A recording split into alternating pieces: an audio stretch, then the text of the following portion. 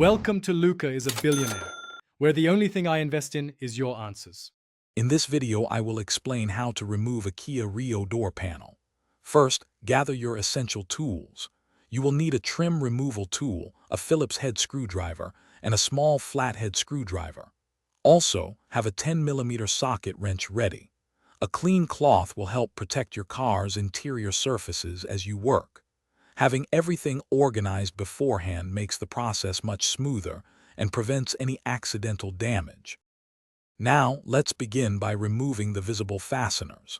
Start by carefully prying off the small plastic cover located behind the door handle. This will reveal a screw.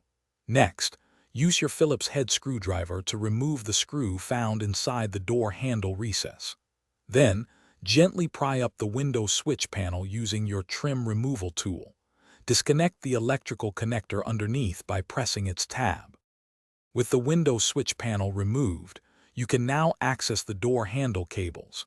Carefully disconnect the two cables from the door handle mechanism by unhooking them.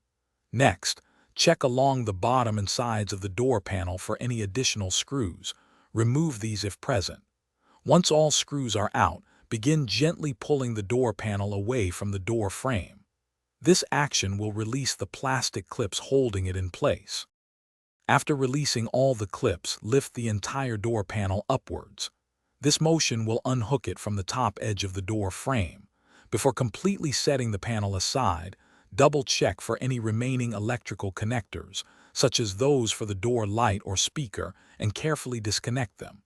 Now your Kia Rio door panel is fully removed. Remember to store it safely to avoid damage.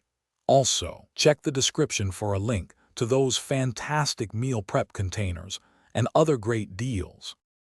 Thanks for watching and please subscribe. It's the best investment you'll ever make.